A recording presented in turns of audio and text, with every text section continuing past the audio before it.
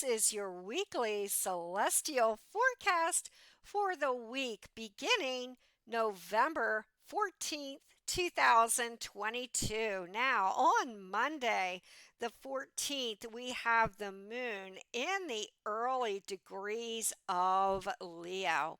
And Leo is very magnanimous. It is very warm hearted. And Leo is about the show, a little bit with the drama. However, we do have an applying square off between Moon in Leo, Uranus with the North Node in Taurus, Saturn in Aquarius, and the Scorpio stellium of Venus, Mercury, Sun, and South Node applying as a complete fixed sign T square on, let's look to the day after, on Tuesday. Yes, indeed, the 15th.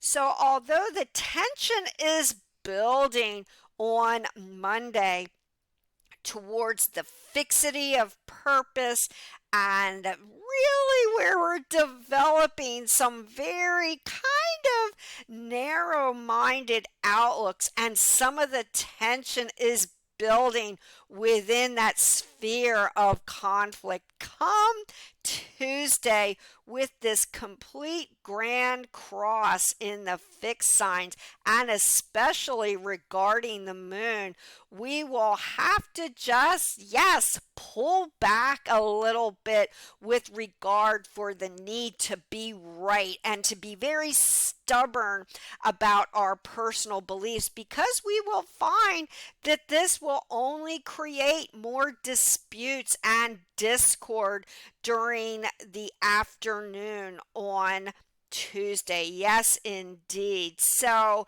especially with the moon in Leo squaring off with the South Node, it will be about our feelings and our emotions. Now, this square will, however, not involve, as first thought, with Venus, Mercury, and the Sun until possibly the following day. But even then, with the square with the signs, even not, if not by aspect, it still lends for some tense times during Tuesday, but it certainly will involve the South Node, and anything regarding the nodes, the South Node or the North Node, and in this case, respectively, in Taurus and Scorpio, are very touchy, and so that is somewhat describing our feelings and emotions come Tuesday. Is we may have a tendency to feel very touchy or sensitive, very delicate emotions come Tuesday.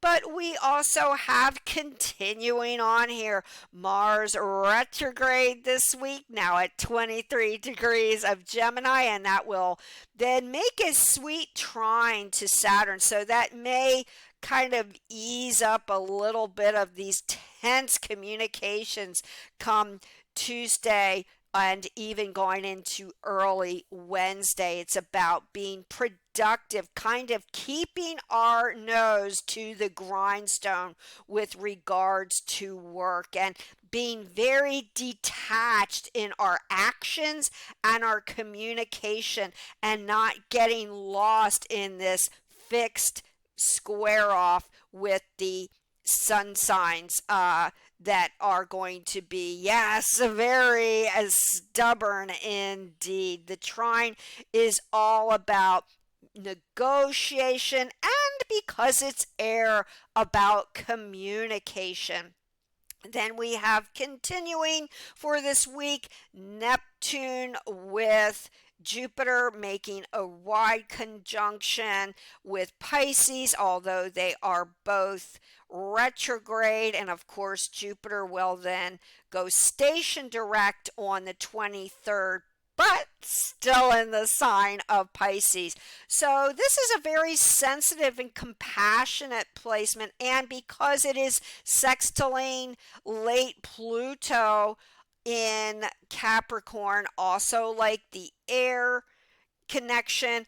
The sextile is about water and it is about earth. So it's a very intelligent placement, and it allows for us to kind of detach from any drama that would be indicated now with this square off in the fixed elements.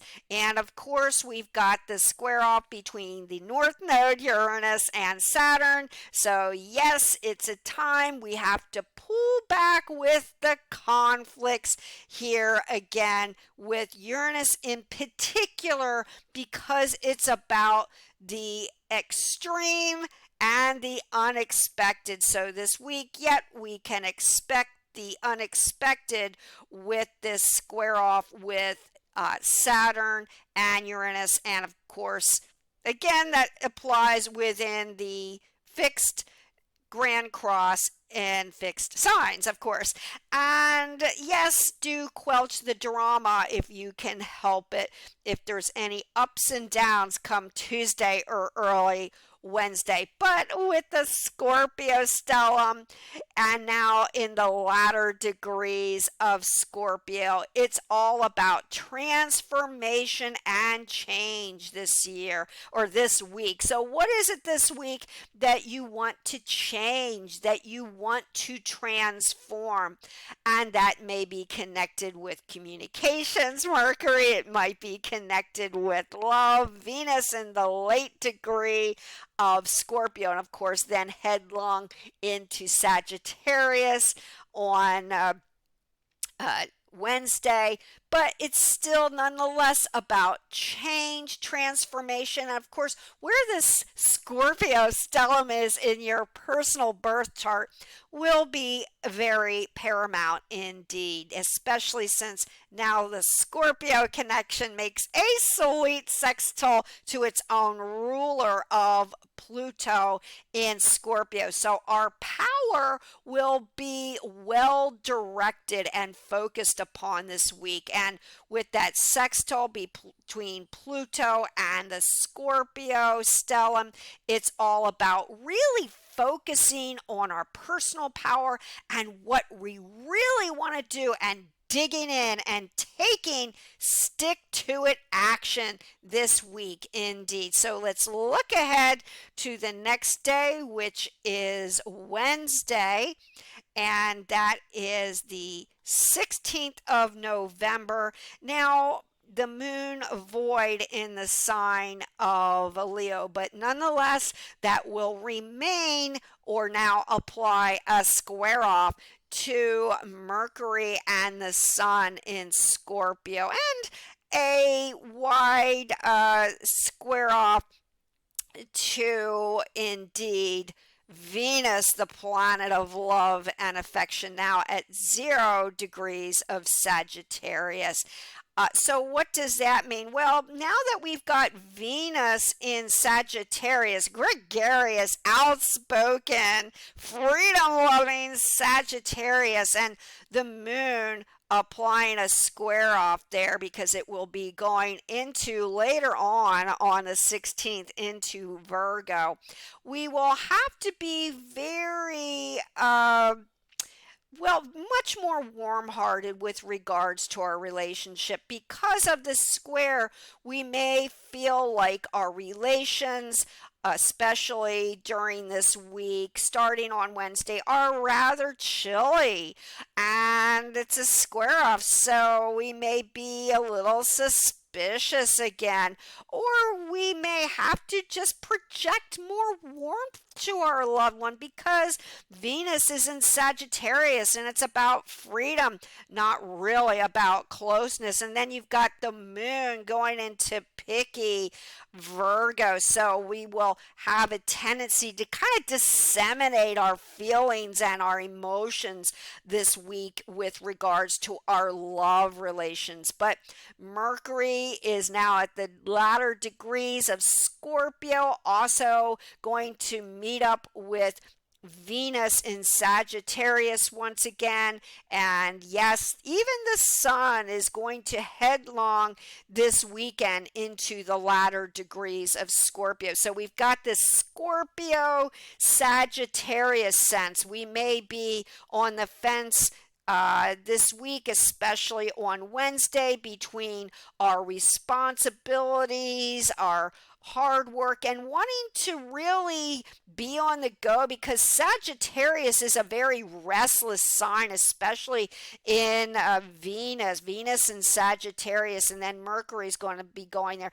And we will also have to be careful of very blunt speech, because that's what else Sagittarius is connected with. And when it squares off with the moon into Virgo, especially coming up on Thursday, in particular, we don't want to be so outspoken that we could offend somebody, and that could cause some disagreements also, because with Venus and now Mercury in the freedom outspoken sign of Sagittarius, we may not care about what we have to say. And then soon, early next week, then the sun will go into Sagittarius. And yes, we still have Neptune and Jupiter there in Pisces, and that's all about our feelings, our emotions, and it's all about compassion this week as well, especially with the sweet trine to the sun. Oh, that's real nice over the weekend. So where there has been a little bit of a chilly effect with Venus and Mercury now in early Sagittarius squaring off the moon.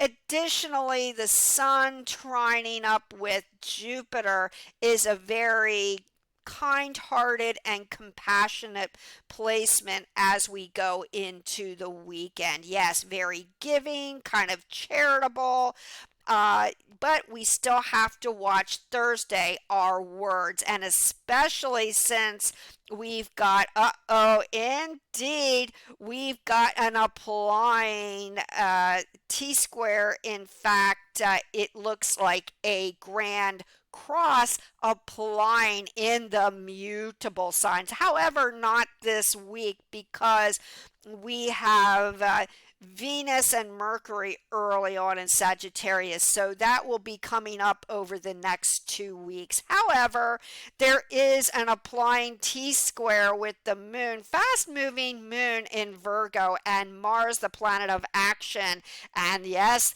the compassionate but the deceiver, the confuser, Neptune, Jupiter, and Pisces, especially moving forward now as we go into the start of the weekend on Friday. Yes, indeed, because this is going to be a T-square in the mutable sign. So that kind of confuses things a little bit.